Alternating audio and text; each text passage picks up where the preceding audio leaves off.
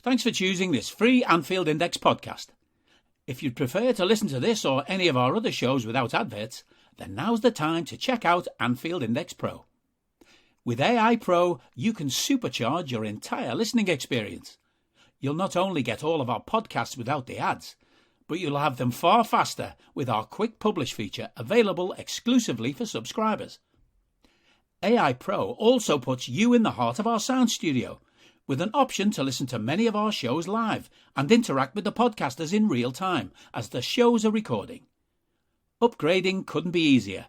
AI Pro is available on all popular podcast platforms, and we have our own apps for Apple and Android. Just head on over to AnfieldIndexPro.com and get started today.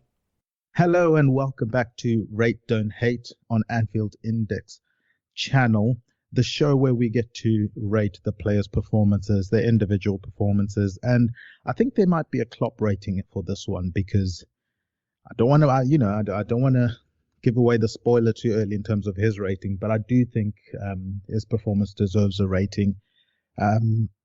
We'll see what my panelist has to say about that. It's none other than Mr. Guy Drinkle. Guy, this has been some birthday week in terms of Liverpool games for you.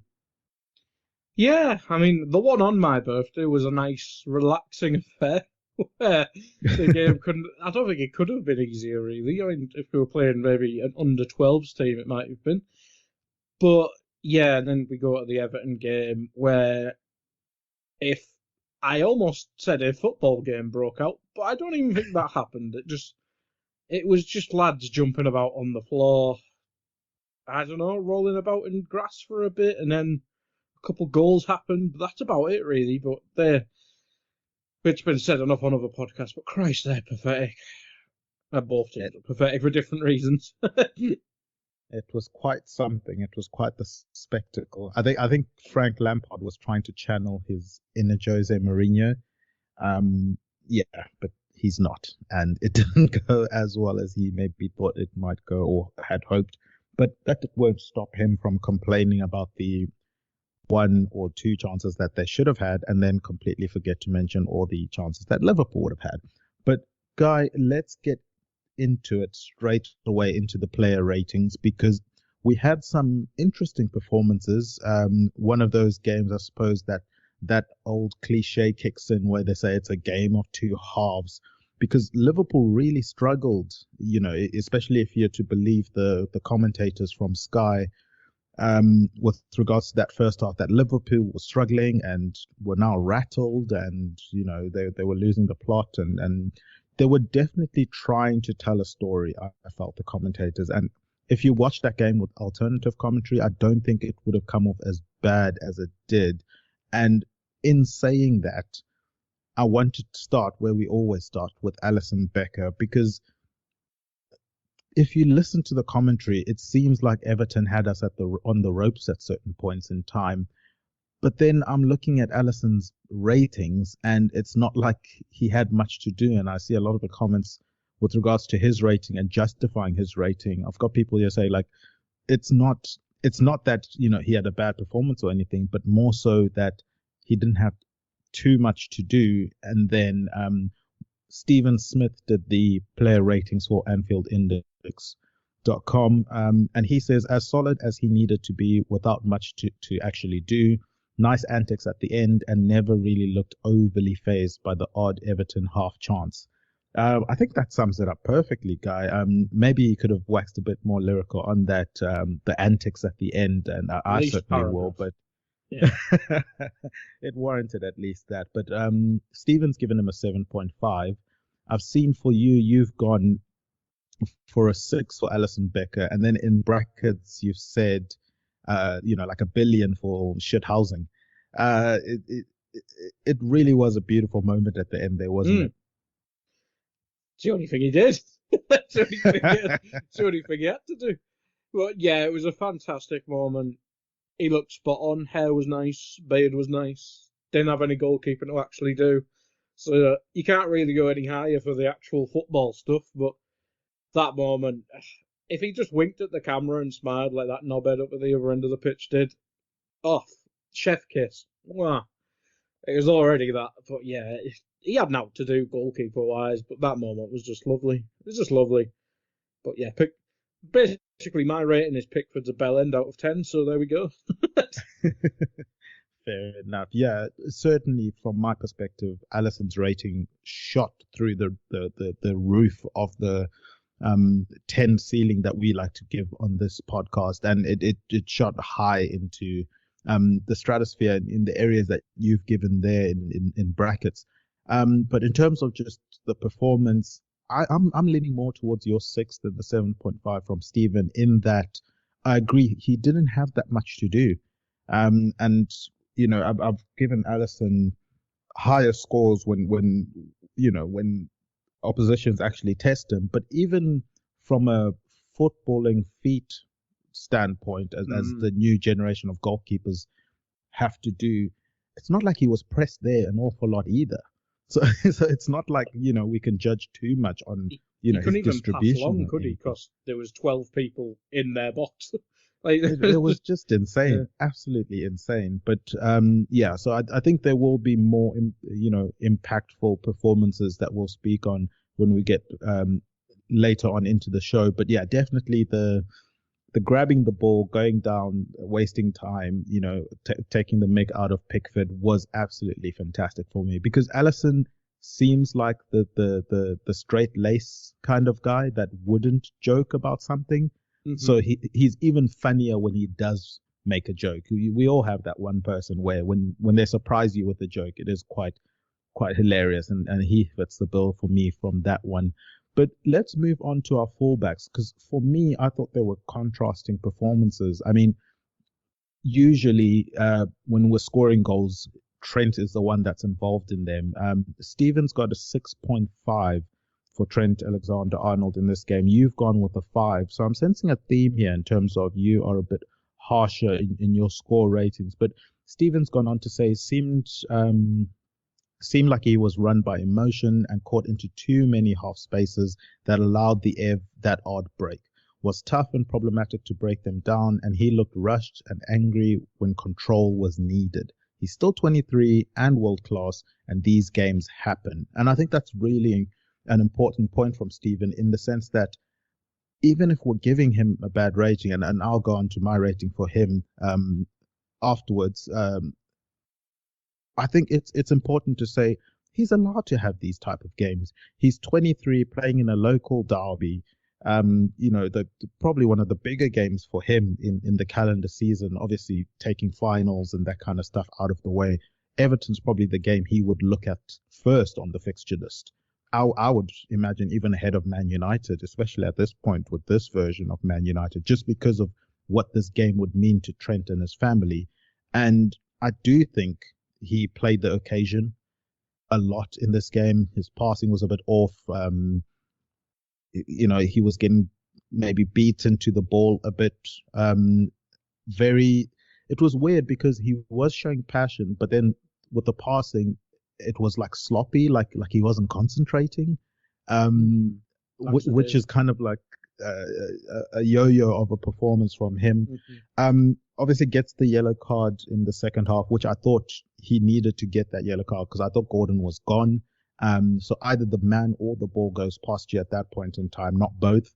So taking him out, obviously you don't want to see someone hurt or anything like that, but I do think it was one of those professional fouls that have become quite common in the game now.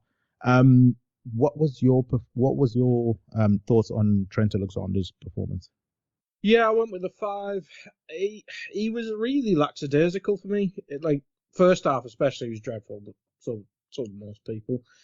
But he didn't really improve too much in the second half. I think he had that one nice cross, and he had a crossfield, a diagonal pass as well. But other than that, I think he was really sloppy on the ball.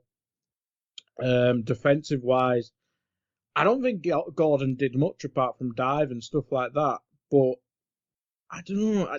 I know it's a tactic of ours to try and he goes into midfield and stuff like that. But I don't think he's usually that.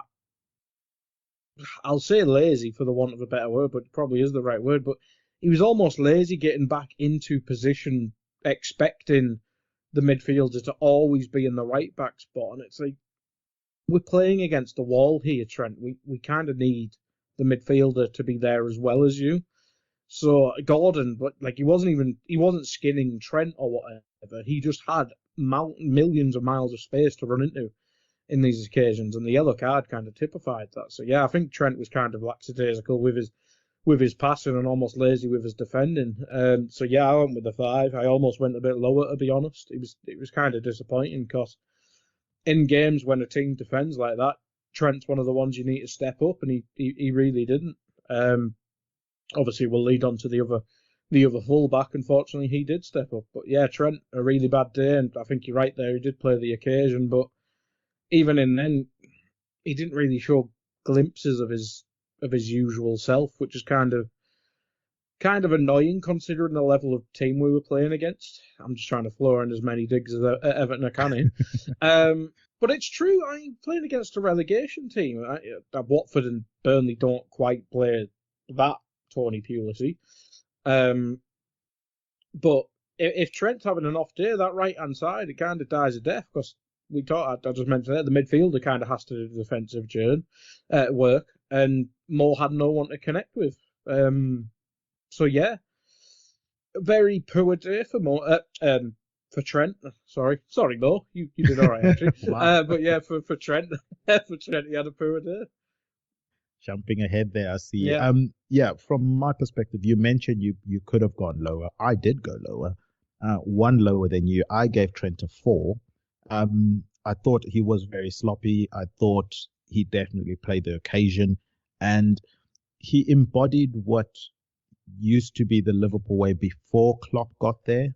And some of the early fixtures that Klopp had against Everton, where Klopp would come out, after the game and stuff. And I think he's tried drilling it in more and more as he's been at Liverpool, is that we don't need to treat this as a dogged derby. Don't do that, because all you're doing is you're lowering yourself to their level. There's no need. We're better than them. We've got more class than them. We've got more quality than them. Just go and show that side of you. And Trent didn't in this game. And as we say, he's still young. It's one game. It doesn't reflect what we think of Trent as a footballer. It's what we think of Trent's performance. So it's more about the performance than the performer with my ratings. And that's the way we kind of go about it on this show. But yeah, it's a 4 for me from Trent. I didn't think he had a good game. He also had a lot of corners that didn't quite hit the target, I thought. And Everton have had corners as well. Yeah, I was expecting at least a goal directly from a corner, maybe because Konate is not on there, and we know that's his territory of late. But yeah, for me, not a great performance from Trent. A 4. We'll see if he improves, and hopefully he does. And I'm pretty confident in saying that he's going to improve going forward. It's a one-off thing. On the other side of the fullback scale, we've got Trent. We've got Robbo. I see here you've got an 8 for Robbo. And if I'm looking at Steven's rating, he's got a 9. So as is the theme, Steven's higher than you, usually by 1 or 2, but by 1 here. He's obviously glowing about Andy Robertson. He was excellent once again, and he's really taking this quadruple scenario seriously. Yeah, I think Robbo would be one of the guys in the dressing room that would be taking it quite seriously and trying to G people up to get concentrated and focused on executing that. He mentions that Robbo was instrumental in both goals, with 1 scored and 1 corner creating the Divock goal. I might think that's a bit of a stretch from Steven there, because that corner wasn't as great, I don't think. And then the ball goes out. So they do clear it. And then obviously Henderson sends it back in. So I might disagree with him slightly there, but cleared one off the line as well, we should add. Yeah, definitely. He does say that there were no issues on his flank with him and his surrounding cast on full lockdown, and that I fully agree with. Mm-hmm. They didn't even try going down Robbo's side. They were like, no, Robbo and Van Dijk at that side, we're staying far away from there. And then obviously, as you mentioned, Robbo does get that clearance off of the line. Yeah, so Guy, you've gone 8. What was your thoughts on old Robbo's performance? Yeah, you have two of the pivotal moments in the game. I mean, the goal coming up in big moments. I mean, was it that Villa game 4 years ago? I'm old. 3 years ago. I can't remember. Yeah, so he gets the odd goal. Like, we always bemoan his shooting, but when he does score, it's a really special moment. I think it's his first goal at the Cop end as well. But in terms of his general play, yeah, he stopped that. I think it was a cross from Dele Alli. I'm not sure who it was for. It might have been a Warby. Really good defending there. As you say, I don't think he had any defending to do, but that may just because he had it all locked out. But Damari Gray did not play that game apart from his shot from the edge of the box, which was not on the right hand side. So yeah, he had literally no defending to do. He was much better going forward than Trent, as mentioned. Got the goal, got the clearance. His corners were less bad than Trent's, it's not a glowing remark, but yeah. But he was just the one. I think he was the one who he didn't kind of descend into Everton's patheticness, because I think Robbo is the one person in our team who plays them games himself, so maybe he's kind of in the matrix in that regard. But yeah, he didn't really descend into any of that. So yeah, 8 for me. Obviously, we'll talk about it at the end, but he's certainly in the man of the match shouts there. But yeah, he was one who kind of kept his head, kept his level when people were struggling around him, I think. Definitely agree with you on that part. Guy, let's move on to the centre backs, because I'm sensing that you gave them specific scores because of, I guess, the lack of involvement, similar to Alison with the 6 there. Because I see you've got a 6 for Van Dijk here and a 5 for Matip. Stephen's gone with a 7.5 for Van Dijk, a 7 for Matip. He mentions Matip was a little bit suspect, and that's, warranted that slightly lower rating. And obviously, we know Matip brings that creative side of things in terms of being a ball carrier, whereas Van Dijk is more the spreader in terms of if you look at their 2 centre-back pairings. But they end up with a clean sheet. Matip probably more involved in terms of, in inverted commas, controversy with the penalty shout and all of that stuff. But at least I think everyone's in agreement that Matip probably gets a slightly lower score than Van Dijk does, irrespective of what score you give them. And then I think the justification of how high or how low you go with your scores is more to do with their involvement than necessarily them playing badly. Is that fair to say? Yeah, kind of. I think Van Dijk more so because he had literally naught to do. Like, I don't even think there were situations where he could have played offside. Maybe the Decore chance in the first half, I think, but I think Ali was always saving that on that angle. Maybe could have played offside a bit more, or seen where I think Matip was lagging behind a bit. But other than that, not really too much to do for Van Dijk specifically. Matip had a weird game. He was kind of crap on the ball, which in a game like that, it's chalk and cheese comparing that to the United game. But United, he used it so effectively, whereas against Everton, he kind of was just stood in space, and it was just a blue wall of, literally a wall, because it didn't bloody move. And nobody was really making movement for him and stuff like that, to be fair to him. But you kind of have to criticise the people and himself, because he didn't really try anything incisive or anything like that. Maybe he was just wary of the counter-attack. So it was the only thing they had. But defensively, could have given away a penalty. Nah. I don't know if it's just us being biased at this time, but that Gordon lad, Jesus Christ. If he just stayed on his feet, he'd be such a better player with his massive 4 goals this season, as he's been a sensation this season. The Sky commentary wanted to tell us all day yesterday, because them 4 goals really are great. I just think he was quite clumsy, and he was quite almost boring on the ball, which you don't want from Joel Matip. You want him to go on his adventures and enjoy them. But no, panicky defending. I suppose he had a much more difficult job because we mentioned Trent was kind of just off doing nothing. So do I blame Matip? Do I blame Trent? I'm going to blame them both and give them both the same score. Yeah, Matip, I just don't think he had the best day. Could have given away a penalty if another ref was on, because Stuart Atwell does like making his own rules up, as we've seen.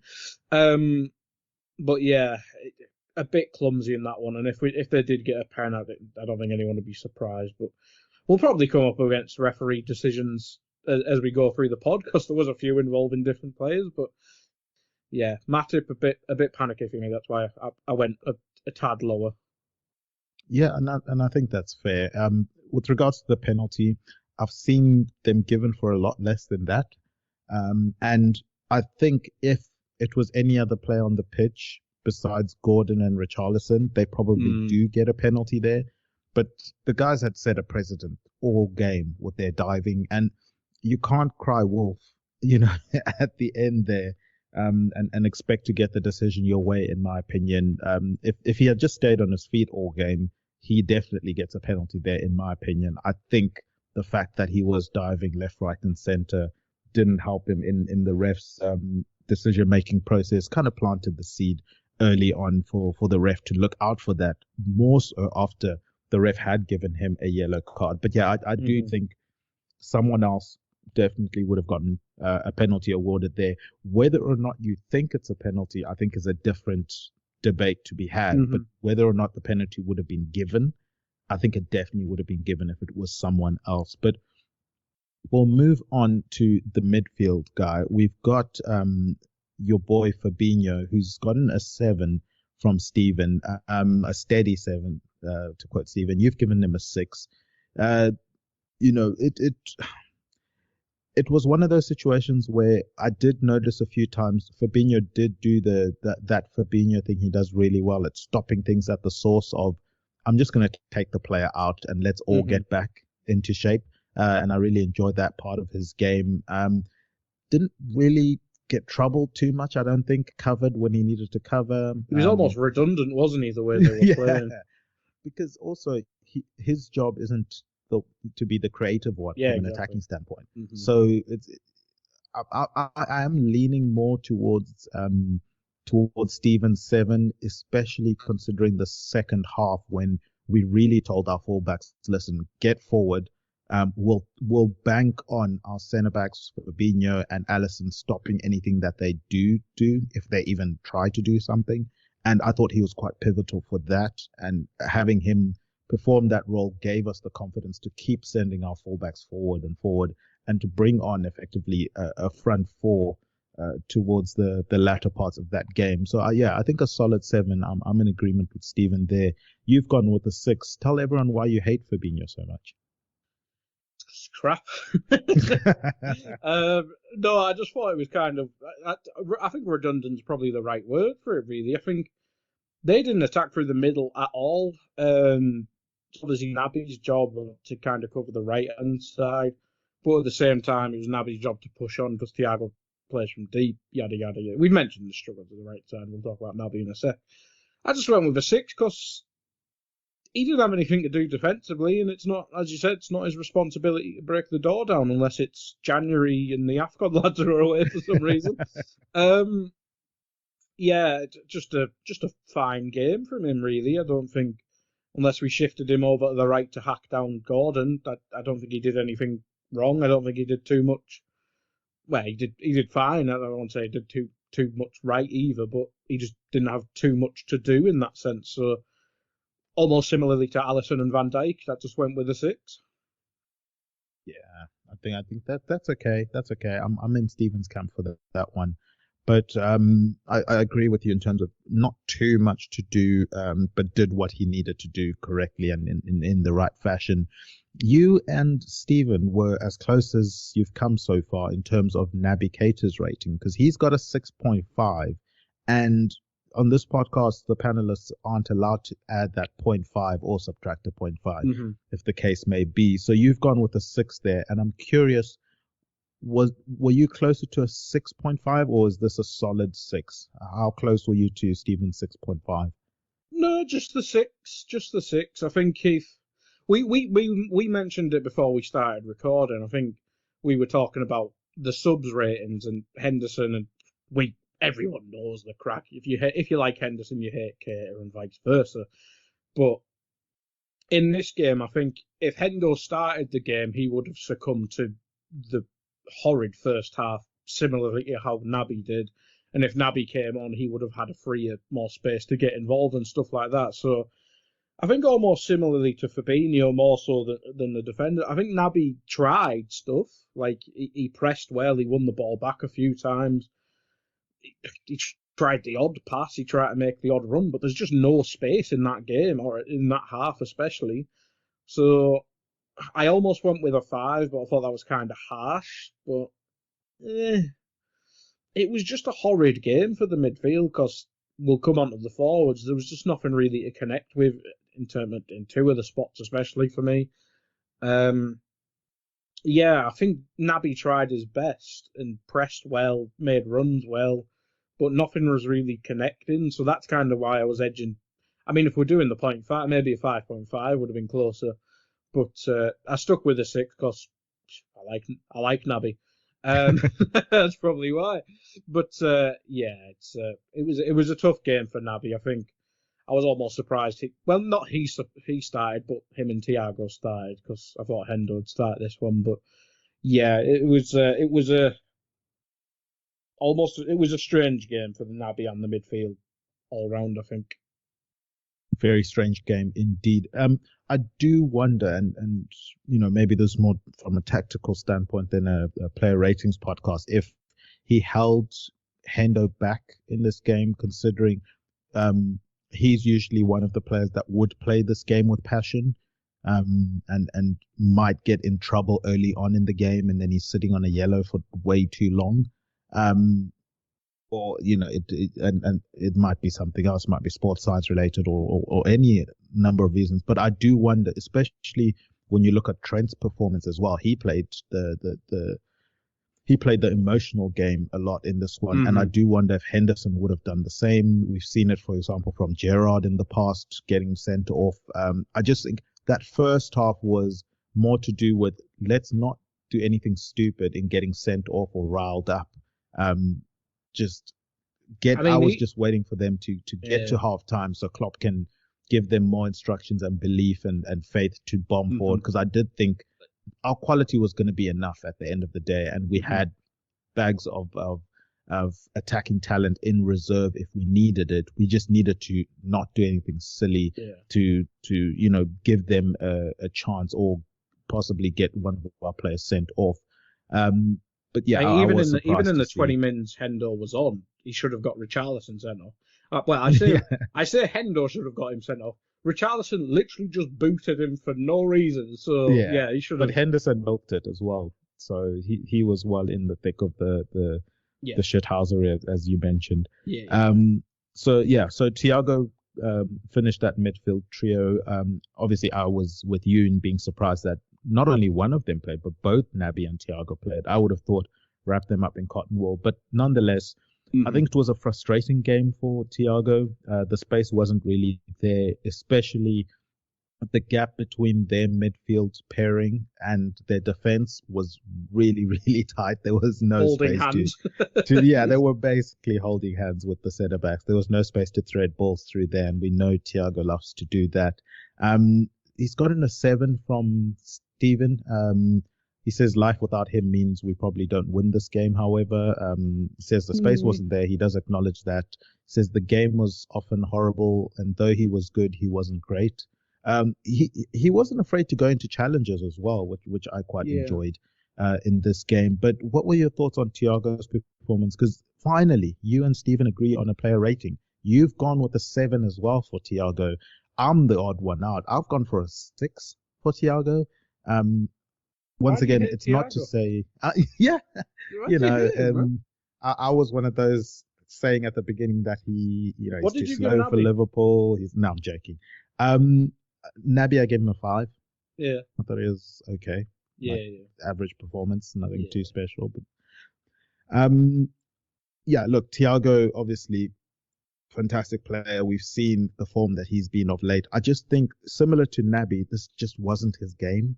There just wasn't a space for them to operate, and it needed more the wide players to step up than necessarily the midfielders to step up, just because there wasn't the space for them. So no ill will for Thiago. As I said before, with Trent, it's the performance, not the performer, that I'm worried about for this podcast. So we'll move on to our front three. We started with Mo Salah on the right, Mane down the middle, which I guess was the question when you noticed that Jota was also on the starting lineup, whether he went down the middle or Mane went down the middle. It was Mane that went down the middle. Klopp did seem to change it at some point during the game, but I don't think that was necessarily Klopp saying, "Oh, this isn't working, you guys switch it up." I just think that's the nature of the fluidity of our players, and commentators will always put a narrative that they want to put on it, whether it's, "Oh, this guy's not working that position, that's why they've moved." Whereas every game, our forward seems to, Mo usually stays more on the right. His position's usually quite fixed, although sometimes he does come inside. But the left and the centre forwards do rotate at times. I've seen Bobby on the left and Mane through the middle and vice versa. So I think those positions is more fluid, and there's a reason behind that, giving the defenders something different to look at in the game. So yeah, but yeah, it reminds me of when our fullbacks switch during corners, and early on, commentators never used to realize that's how we defended corners, and they'll be like, "Oh, Klopp switched the fullbacks here. This is quite interesting, you know. He must have seen something, you know." And I'm just like, "Oh my god." But anyway, so Klopp must have seen something. Yeah, I know. But yeah, look, for me, I'll kick us off with my rating for Mane.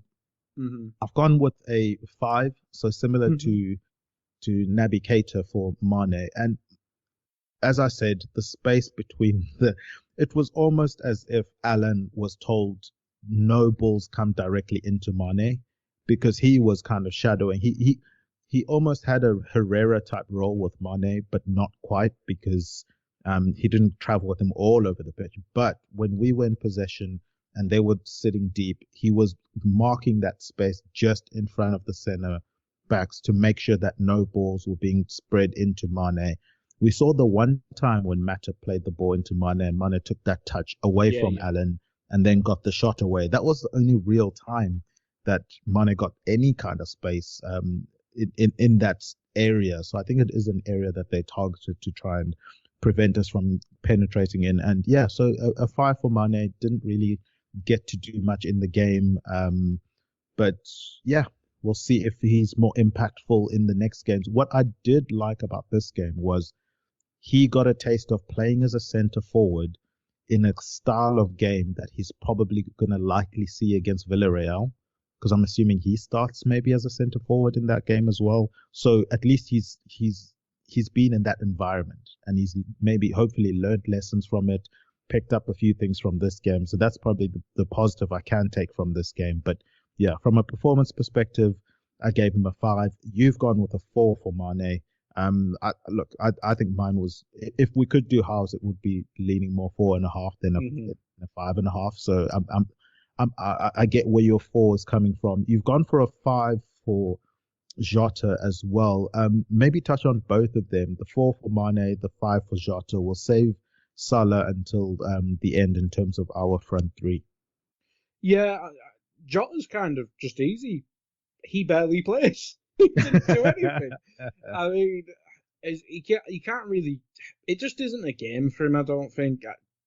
Low block, 12 men behind the ball and the crowd, and yeah, basically another 20 odd people in the game as well. Somehow it's no space for him.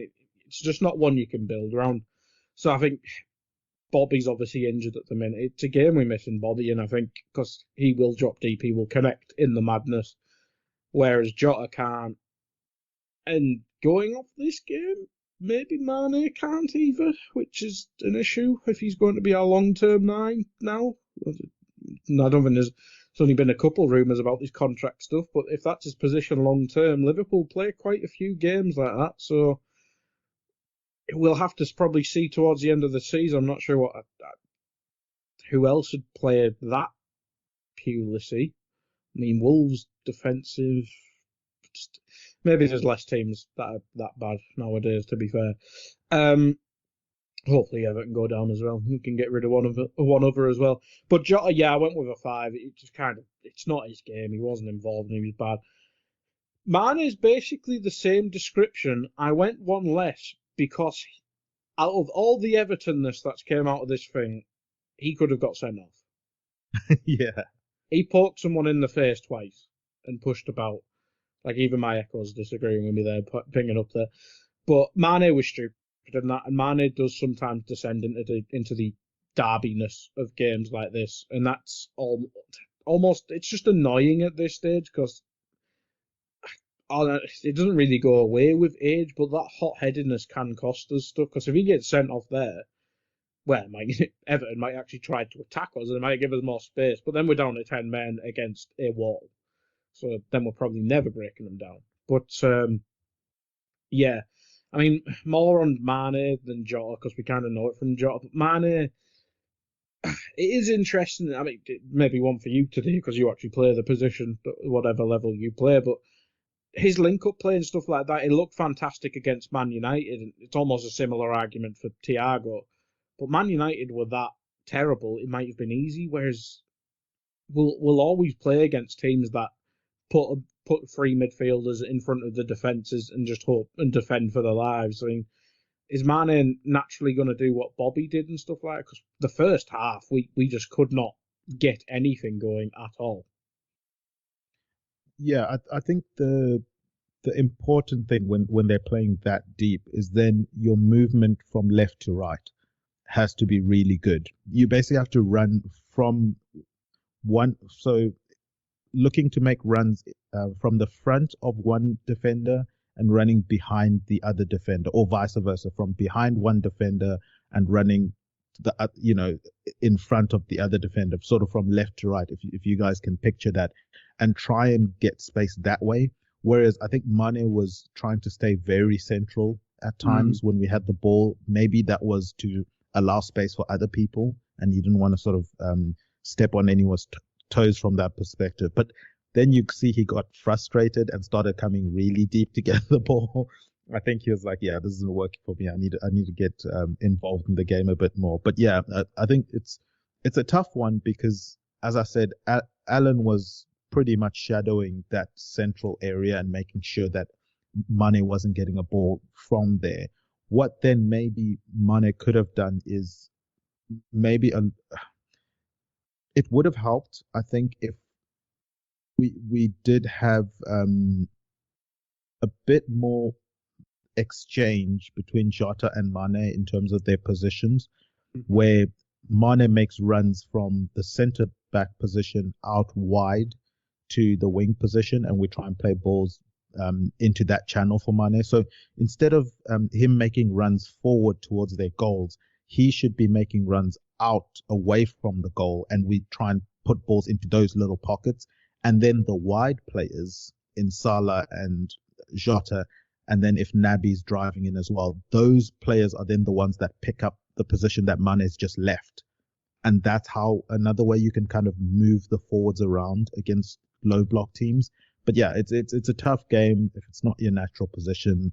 Some of those tricks maybe don't come to mind, frequently in that situation. But yeah, hopefully he's learned from the game and he improves.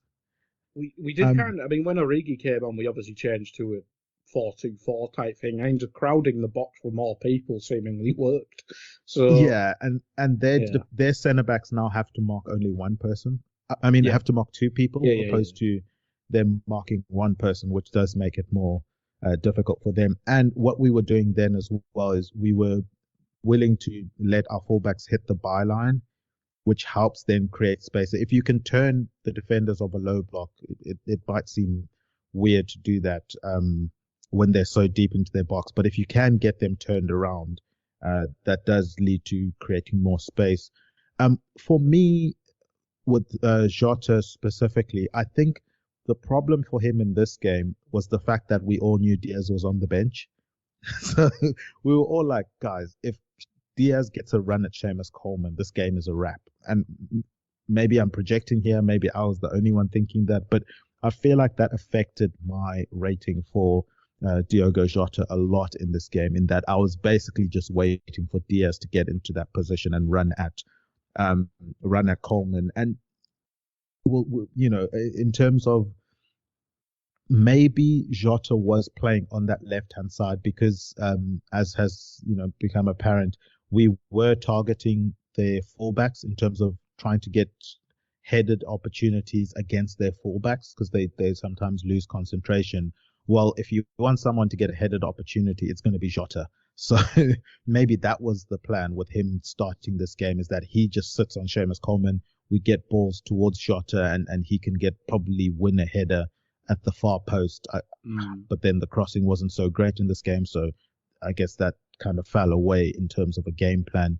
But Guy, let's move on to Mo Salah, who he gets a 6.5 from Stephen. Stephen says that he was keen to attack, was lively when surrounded, and showed good work rate in an often horrid affair. And I do like Stephen mentioning that because we saw Salah chasing back a few times and winning tackles well into our own half, and then also being available for attacks going forward. He says the signs are good for Mo, and this was not a game for beautiful players. And we all know Mo is a beautiful player. You've gone with a 7 for Mo. I think this is the first rating that you've given higher than Stephen. So do share on your thoughts on Mo Salah's performance. Got an assist. What else do you want? It was a struggle for him because, as I mentioned, Trent was horrid. No one to combine with there, and his other forwards. If you just chalk and cheese it, and you look at when Origi came on, he had someone to pass to. He had someone to combine with. There was the odd thing with Naby, but Naby's must be 5'9", something like that. Michael Keane is 12 foot tall.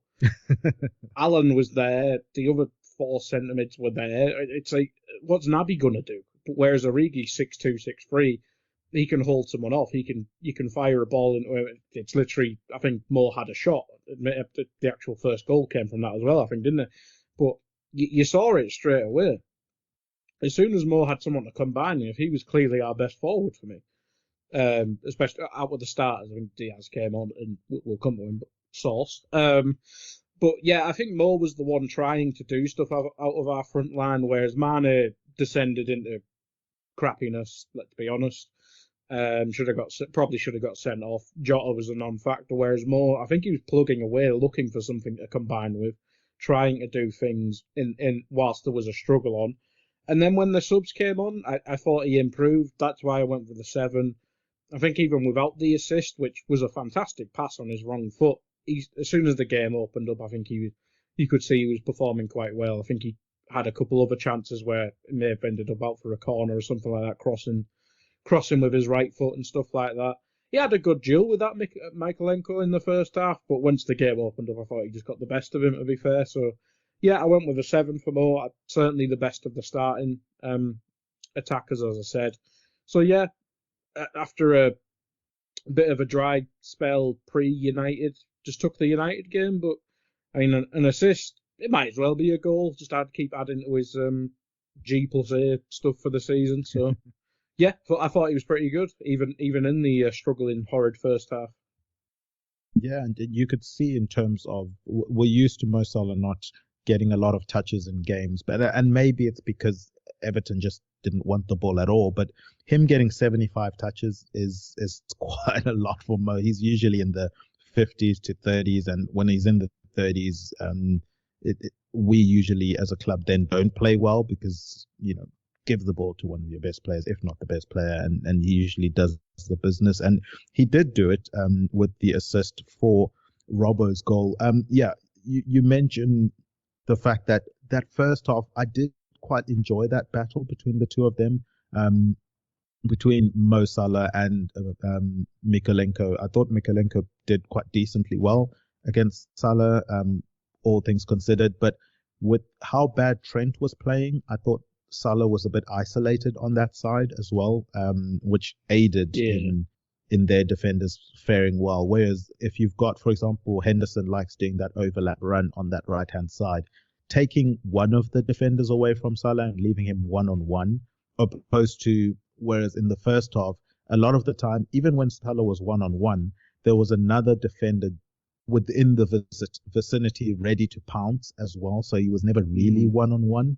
And I think that's what aided in them defending him a lot better in that first half than they did in the second half. Okay, guy, let's move on to the impact subs. And I use that word impact sub because I'm always, one of those people that when the team doesn't play well, I mention it. When the team plays well, I mention it. Especially with the ratings, you get the ratings that you've earned in those games. And one of the big factors that I had, it's been a while now, but I had this gripe with Jurgen Klopp was his substitutions. His substitutions were not great, and the timing of the substitutions were not great for me either. I thought there were times when he should have brought players on earlier, or at least brought certain players on. But 59 minutes in, this guy wasn't messing around. 59 minutes in, Naby Keita comes off, Sadio Mane comes off. As we mentioned, Keita, a meh game, Mane, not so great game. So justified in the players that he does take off. It's the correct players to take off, in my opinion. They're not playing that well. Brings on Divock Origi. I mean, it's Everton. Who wouldn't bring on Divock Origi? Fantastic substitution. Exactly. Brings on Luis Diaz as well. As I said, the player that I wanted to come on since minute 1. So maybe I was being a bit unfair on Jota with how I viewed him in this game. But those two players come in and have an immediate impact in terms of Diaz running at Coleman. Obviously, the touch from Diaz was beautiful, from the crossfield ball from Trent, I think it was. And then just being willing to get the ball and run at Coleman, who is about like 950 years old, I think, today, if I'm not mistaken. And then Origi, as you mentioned, just being a sort of like a wall that Salah could bounce the ball off. Yeah. And that was quite key. And as mentioned with the Mane situation, where I was saying Mane should have been making runs wide instead of staying in the middle, the touches that Origi got were in wide areas. If you notice, they weren't in the middle. So again, it bleeds onto what I was talking about, in that if they're playing low block, don't just stand in the middle as the striker. Move out wide. And Salah did it perfectly. Example there, plays it into Origi and then moves off of that, and Origi can always feed it back to you, and you kind of move their midfielders, move their defenders in that way. So yeah, Origi was really good at that. I thought he's done well in most games that he's come on, if not all the games. I can't remember a game where I've been uber frustrated with him, but obviously, full disclosure, I am biased towards Origi. But I thought he did fantastic in this game. He held the ball up really well. He was that wall to bounce off for Mo Salah, which kind of got Mo Salah's juices flowing a bit in this game. Contributes with his first touch, I think it was, to Salah plays the ball into him, controls it, lays it back to Salah. Yeah, Salah crosses it, Robbo scores, which, I mean, that alone, Robbo scoring was something special for me. I didn't expect him to score just because it's Robbo in the box. It rarely ever goes in, but credit to him, beautiful moment. And then obviously Origi gets the goal late on as well. But before he gets that goal, Jordan Henderson comes on. And so in terms of those substitutions and the impacts that they did make, Henderson gets that cross in for Diaz, who bicycle kicks it. It ends up being an assist for Origi. So all three of the substitutes were involved in that second goal. Which what more do you want from your manager bringing players on? All three of them involved in goals. That's absolutely fantastic. Yeah, definitely. So I've got an 8 here for Origi from Stephen. I've got a 6.5 from Henderson. I guess it's understandable because he came on 82nd minute. Didn't get too much time, but and then he's got a 7.5 for Luis Diaz. He said maybe everyone's preferred forward right now and showed such class and ability with a tremendous flair. For Henderson, he says offered a steady look when the game needed a more solid shape. And then for Origi, he loves the Ev. Great in both instances where Liverpool scored, especially with another headed goal. His last moment in a derby was special. I hope Stephen takes that back because Origi's signing a new contract, damn it. He's signing a new contract.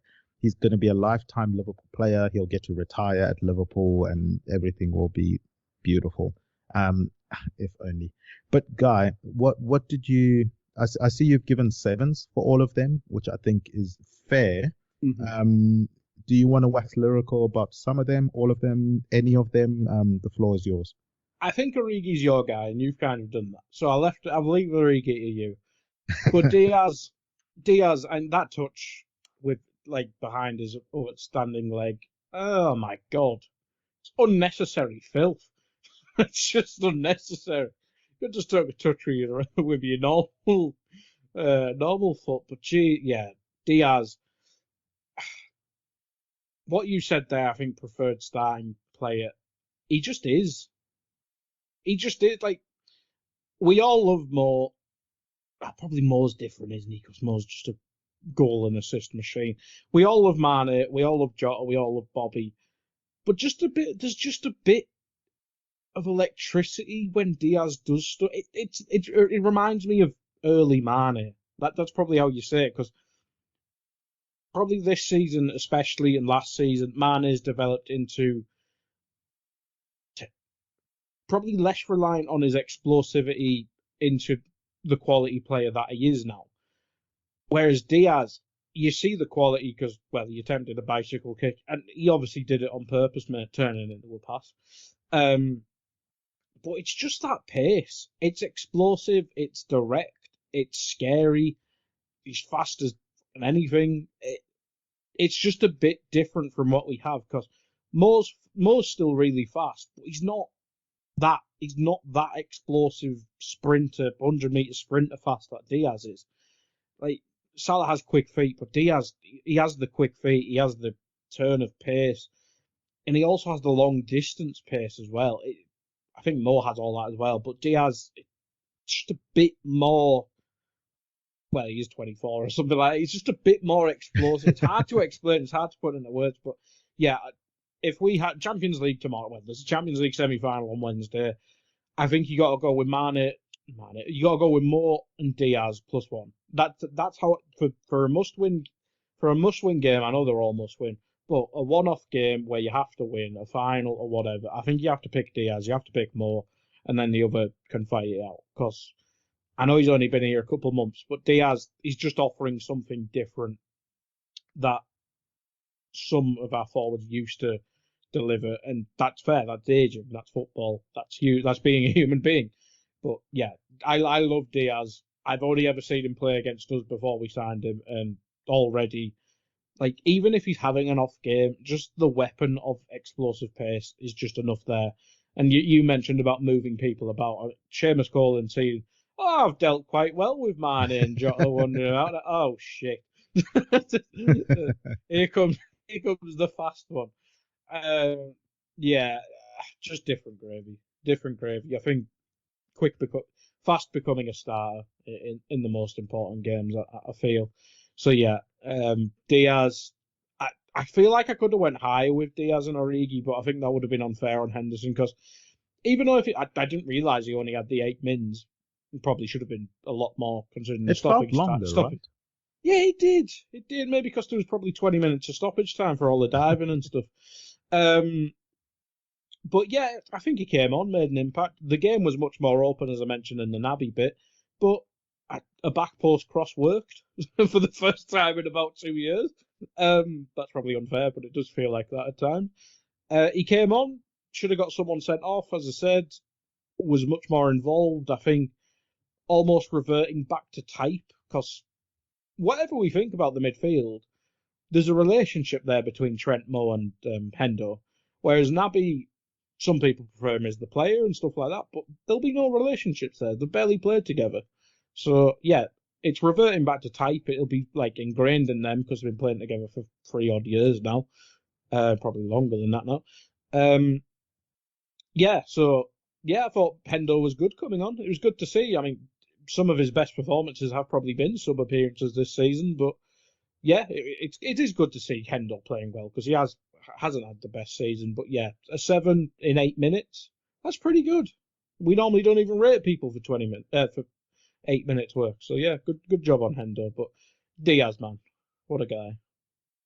What a guy indeed. And that's a good point on Henderson. We do usually mention the fact that, look, the person didn't have enough time on the pitch for us to actually justify giving them a rating. But as you say, Henderson was involved. The fact that it felt like he was involved for at least 10, 15 minutes of the game shows just how involved he was. I do like the fact that at least by the time he came on, he could afford to be a passion player in the game. We saw him getting involved in quite a few things with regards to that. Whereas if you're starting the game, I get a bit antsy about that, as I mentioned earlier, with the fear of people getting sent off and getting involved in silly fouls and stuff like that. But yeah, I thought he played really well, gets the cross in. I always find it interesting when crosses are sent into the box and someone bicycle kicks them and people call it a good cross, because me bicycle kicking it means it was behind me. But anyway, semantics. Lucas and Richard, hello.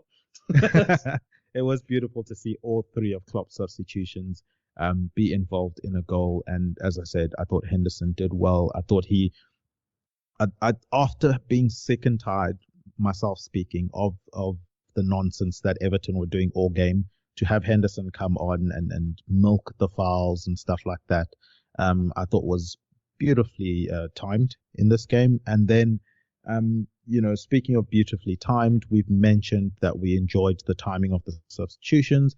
We enjoyed the impact of the substitutions. So Jurgen Klopp definitely gets a rating for me in this game. For me, he gets a 10. For me, he gets a 10 out of 10. And the reason I say that is because I may not have thought of this lineup before the game, and I didn't expect this lineup before the game, but I didn't have an issue with the lineup. Like, it's not like my hands were up in the air and why is he starting this player or that player? So no issues with the lineup. It was just surprising for me, so that's fine. Then we get into half time, and it's clear that yes, we're being patient with our build-up play, but the page and because the message that would have been brought to the players is be patient. But the patience I think Klopp was talking about in the game is be patient, the goal will come, not necessarily be patient with like your passing and be a bit slower and methodical with your passing. That's a different patience. And I think he got that message across at half time to say, no, I mean, be patient in that we will eventually score. I trust you guys to score in the end, but you guys have to play with a lot more urgency. You saw the passes were a lot crisper. The movement was a lot sharper. We were willing to run in behind them a lot more in that second half. The tempo was really good. So I think that the halftime team talk was bang on from Klopp there, from that perspective. And then to bring on the subs, that when he brought them on with the instructions that he gave them, I think the Diaz coming on, running at their tired players, Origi offering himself space, especially for Salah, that helps create the goal. I just thought it was a masterclass from Jurgen Klopp in a game that could have easily ended 0-0, could have easily ended with us losing the game. You've seen frustrating games like this before, and maybe it's also because, in watching other teams play, for example, we saw Spurs draw with Brentford this weekend, and I watched that whole game, and Conte should have changed things, and he didn't. Like Brentford said, we're not letting Kane beat us. We're not letting Kane's pass to Son beat us. Try and beat us any other way. And for 90 minutes, Spurs didn't try beat them any other way. Whereas we saw in this game that Klopp was willing to take that risk of bomb everyone forward. We'll leave Van Dijk, Matip at the back. Fabinho will be the screen. If they get past those guys, they still have to face Alison. But I trust you guys to go out and win this game. So yeah, for me, he's a perfect 10.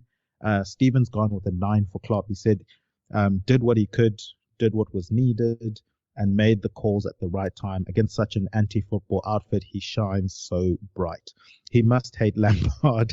Sorry, let me get that again. He must hate Lampard with that STAT thing line up. I don't know what that means.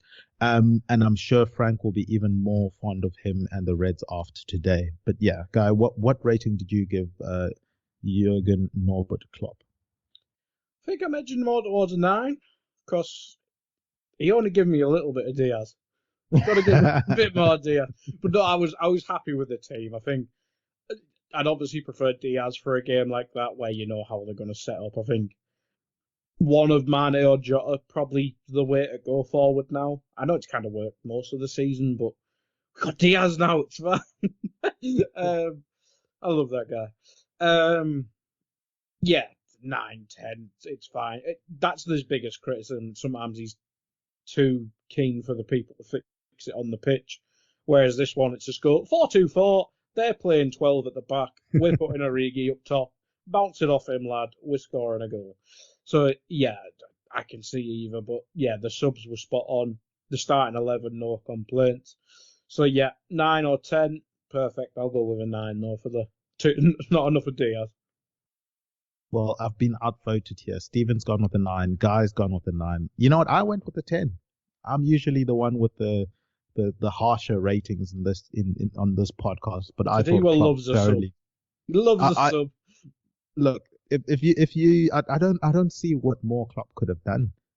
I really don't. I get where you're coming from with the Diaz shout. He could have probably played him more, but look, I thought he did well. He managed the situation really well at half time. We came out not really focused on the shenanigans of things, but more on creating a tempo and getting a goal. Subs were on point. He did the fist pumps at the end of the game as well. He did a little bit of a build up with it as well. I mean, that was beautiful as well. So yeah, it's a 10 from me, Guy Drinkle. But that is going to do it for another episode of Rate Don't Hate. Guy, do you have anything you want to plug, put over, or promote before we wrap up? I don't even know when the FA Cup final is. That's probably a couple of weeks away. I hope it is. I'll have to sort that out. That'll be the next Raw I'm doing, I presume. Two-footed on Friday. I'll be on that for the weekend preview thing. And then probably next one I'm on will be next week's Rate Don't Hate. And is it Newcastle we're playing? I think it's Newcastle. Yes, which looks like it'll be a tougher game than probably once fought. So hopefully we win that one. But yeah, that'll be a tough game. But two-footed and this next week pretty much from me. Yeah, FA Cup finals the 14th of May. Oh, thank God. Score. Thank God. Guys, we don't do ratings for the Champions League games. We are strictly on that Brock Lesnar schedule for the Premier League. Yeah. So we will be back next week with the Newcastle versus Liverpool ratings. Go check out Guy Drinko at Guy Drinko on Twitter. Go check me out at Tad Predicts on Twitter. Go check out a Tad Predictable podcast on Anfield Index. On EPL Index. It's on the Anfield Index app on the non-LFC side if you want to go check it out on there as well. But I like it. Thanks. But guys, until next time, take care and goodbye. We hope you enjoyed listening to this Anfield Index show. Please be sure to subscribe to our channel so future podcasts find their way to your device automatically. There's nothing quite like fan engagement, and we'd love to know what you think of anything discussed on this show. The best way to get in touch is over on our free Discord community, where both podcasters and listeners debate the hottest LFC topics 24/7. Sign up free now at AnfieldIndex.com/Discord. You won't regret it. You can also follow us on Twitter at Anfield Index and find us on Facebook by searching for Anfield Index. Oh, and before you go, we'd love it if you could leave us a 5-star review on your favourite podcast app. It only takes a couple of seconds, and it means the world to the people who create these free shows.